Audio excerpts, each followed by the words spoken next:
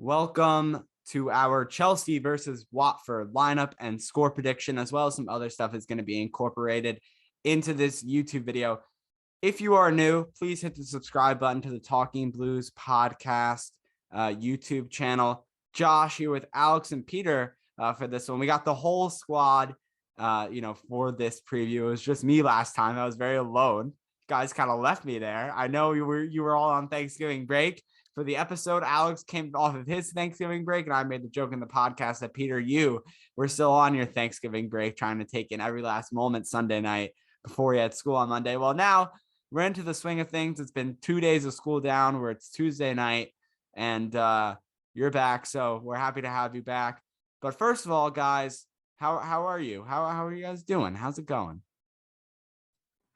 I'm doing well. I mean, as you said, that's the whole reason why. I mean, I was so relaxed and I was enjoying all my time possible on that break. So, obviously if I took that long of a break, every last minute, I have to be feeling good for this episode. And I mean, I think I am, even though I will say that is not the reason why.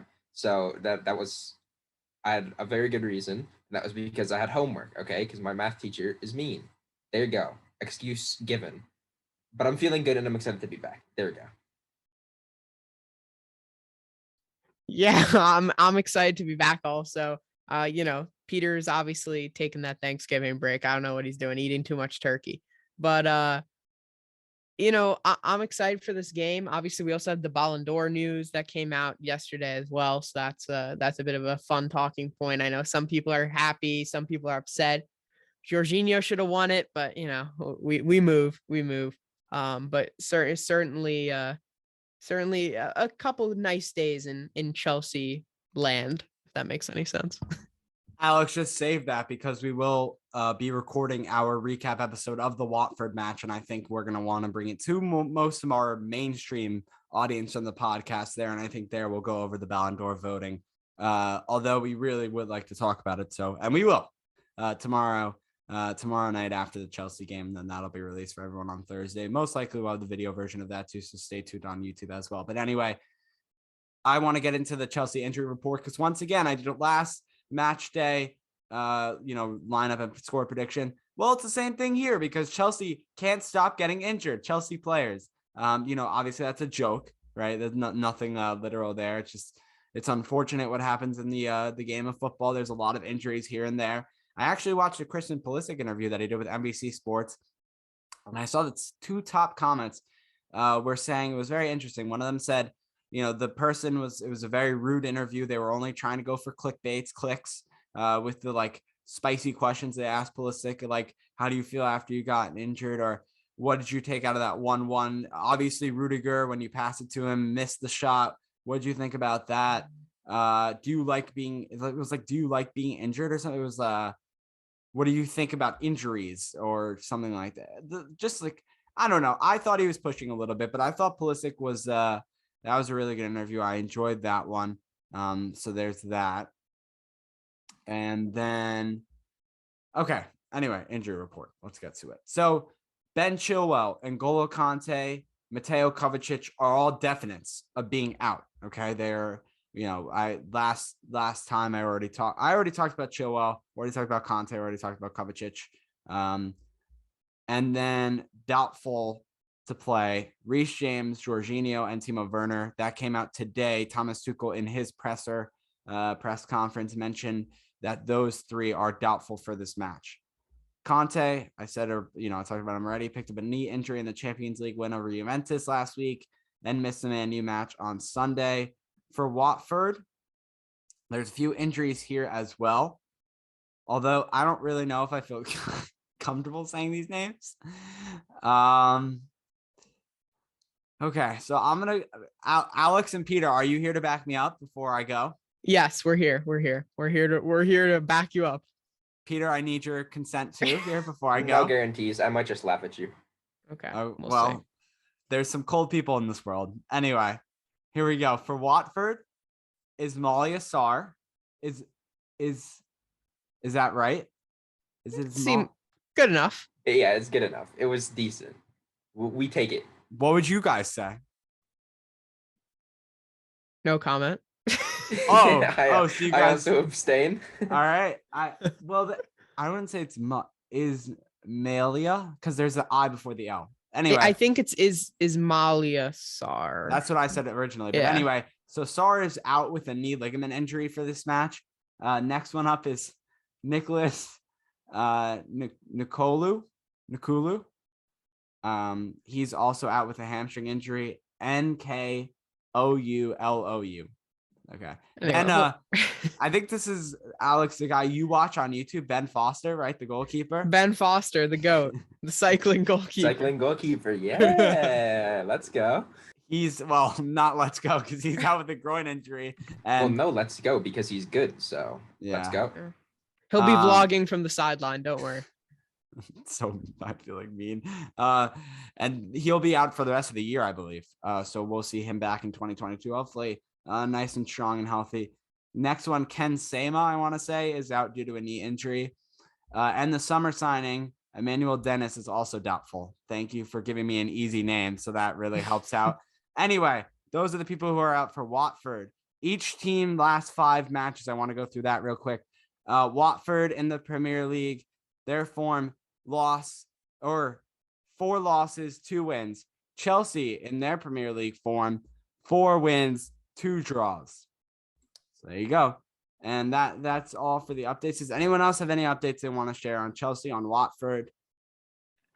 I'll kind of say something here. I mean, it's not really an injury, but we haven't seen Andreas Christensen the past few games, and Tuchel said something about it, that it's had something to do with the contract. Obviously, it's kind of an ongoing thing where there's been good news, like they're about to agree to it, and then they're like, actually, no, there's a backtrack. There's nothing going on now. And so apparently Tuchel's been benching in the past 3 games because he wants him to sign the contract. I think he said something like that in his press conference, which I don't like personally because obviously you want to have the best 11 out there. But I do think Chalobah stepped up well in his place, so it's not an immediate need to start him. And hopefully it does make him sign the contract because obviously he's very talented and we want him to stay. But that's just something to look out for more news about that. And then Peter, I know you kind of missed the Man U recap. Is there anything you have to say on that match too while you're at it? I'll just say Jorginho. That's why he didn't win the Ballon d'Or. That one game. Yep, he would have won it otherwise. Mm-hmm. Yeah, I came 5th in voting, but we don't talk about that. Him and Mendy too. Do you remember the Mendy?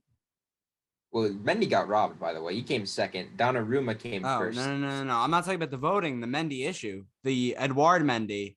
Not the pass, right? The pass in the Man United game. Yeah, that was bad. When he passed it he did that a few times, no? When he passed it to Fred. Fred. Good thing Fred's also. Good thing it was Fred. Good thing it was Fred. All right, let's go to the lineup here. So I have the classic Chelsea 3-4-2-1. Mendy nicely starting in net. Back 3, I have Christensen here. Besides the contract or whatever issues it is that Tuchel's not having him start. So I'm having Christensen starting along with Chalobah and Rudiger. So Trevor Chalobah, Christensen, Rudiger, my back 3. For me, I'm going Rudiger, Silva, and I want to put Christensen. And maybe now that he's said it in a press conference and he's benched him a few games, he'll finally bring him back in the side. But I really don't know. So I guess I'll go on. Is it even the safer side by saying Chalobah? Who knows? But I'll say Chalobah. And Mendy in net, obviously. I'm going to go Mendy, Chalobah, Silva, Rudiger again. And then at my left wing backs, I'm going to left wing back. There's not multiple. Left wing back, I'm Marcus Alonso, and right wing back, I'm going to have Reece James. And my 2 midfielders, I'm going to have the same. I'm going to have the same back 7 or 8 if you count Mendy as the last game. And I'm going to have RLC, Ruben Loftus-Cheek, and Jorginho once again. Hopefully he gets his flight back in time. Where was the Ballon d'Or? In Paris, I want to say. I don't know exactly where it was. Maybe it was in Milan. He ended up going. I'm pretty sure the COVID restrictions, the new ones in Europe, didn't allow him to go. I think I saw something about I thought that. I saw him there, but maybe not. I don't know. Maybe that was just a different picture. But yeah, hopefully he gets mentally prepared anyway. Whatever. It doesn't really matter. But yeah, that's my midfield there. For me, I'm not going to include Reece James because obviously, like Josh said in the very cool injury report, that he's a doubt. So I'll go Aspie coming back into the side there at right wing back. In the midfield, I'm also not going to go Jorginho because, again, the injury report, he's a doubt. I'll go Loftus-Cheek, and I think Watford isn't obviously a great side, so I think Saul could get some game time. I'll put him in there in the midfield too. And then left wing back, I think it has to be Alonso because he's our only option, sad enough. That's pretty sad, but that's how it is. Have you guys included Azpilicueta in any of your lineups? Yeah, said right wing back. Okay, that's what. All right, great, because Alex is just a mean person. We didn't see Aspie against the game or in the game against Man U, so I have him starting at right wing back as well, Peter. I agree. Left wing back Alonso. This is where I would like to see Saul in your left back position, Peter, as you were talking about the other day. Loftus-Cheek, and I have actually Ross Barkley in the midfield. I don't think Jorginho is going to start. He is doubtful.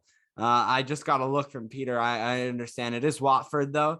We have seen Loftus-Cheek a good amount of times in games. He's actually played well for the team, subbing on and even starting, I want to say, in like one of the Champions League or even two of the Champions League matches. Seems like Tuchel favors him a little bit when midfielders are, either we want to give them rest or they are doubtful or out. So that's why I want to see Loftus want to, and also, yeah, I want to. I mean, he's a good player. And also, I think Tuchel favors him. So I have it there. And then Barkley, we've also seen him come off the bench, and we're just really lacking midfielders right now with all of the injuries. So I see Ross Barkley. It could very well be different, but who knows? And then I'll go my 2 and then the 1. Mount and Havertz. These are 2 guys that we did not see enough of. Well, Havertz because of, I think, injury, right? He was injured for the last few games. And then Mount for the same reason. He had the dental surgery where he missed a few games because of that. But I think we saw him sub on late against Man U. I'm like it's already blowing my mind. Like I'm forgetting it. But I have those 2 guys. And then Lukaku, Romelu Lukaku, we saw him for the last 10 minutes ish of the Man U game. It seems like he was fit. Tuchel keeps on saying he's fit. So if he's fit, start him for the, for the first half and so on and see how it goes from there. Although if, since Timo Werner is doubtful and Havertz and Mount, I both have starting, who's going to, play the false 9 or the striker position. I could see Christian Pulisic coming on as a sub for Lukaku later in the match, maybe even at halftime and taking his spot.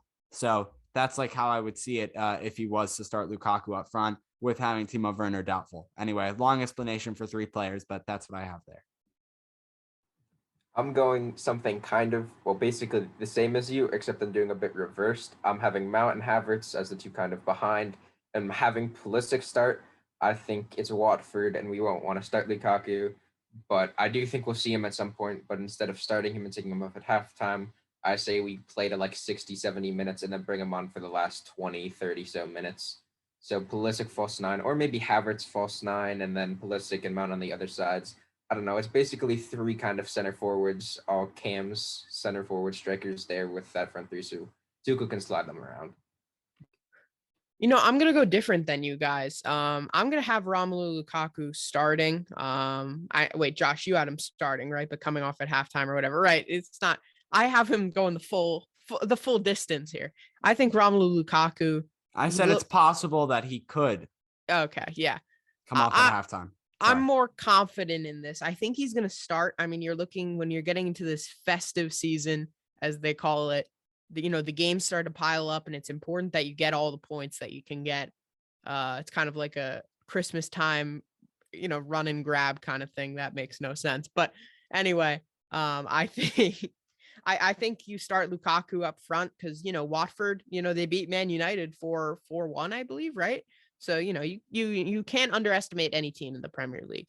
And then I'm going to have Mount and Havertz on the outside there. Probably Mount on the right. We'll probably interchange a bit, but yeah, that's my front 3 there. Score prediction time. I could start it out. That's fine.